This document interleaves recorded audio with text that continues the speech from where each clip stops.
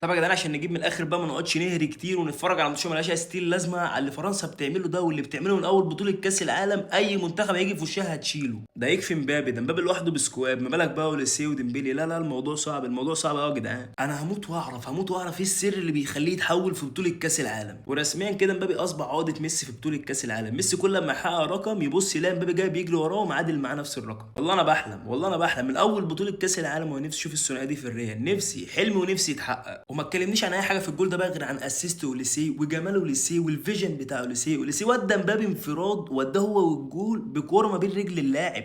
يعني اوليسيه كلمه ان هو في حته ثانيه دي قليله عليه. ده لاعب عامل اسيست ازاي، عامل اسيست ازاي؟ ده ان هو يفكر يلعب الكره كده معنى كده ان دماغه في حته ثاني، تفكيره سابق اي حد. والكره دي اللي كان هيجيب فيها جول تاريخي، انا ما توقعتش اصلا ان هو يلعبها كده من هنا. بس القائم مش جدع ومنعنا من هدف عالمي لاوليسيه. وكان قبلها بكام دقيقه برضه في كوره جت في القائم من امبابي، ادي السعودي اترحمت من الجولين القائم شايلهم. امبابي شكله النسخه دي ناوي يبقى هو الهداف التاريخي لبطوله كاس العالم. اه والله اللي هو بيعمله ده شكله مش هيستنى نسخه ثانيه.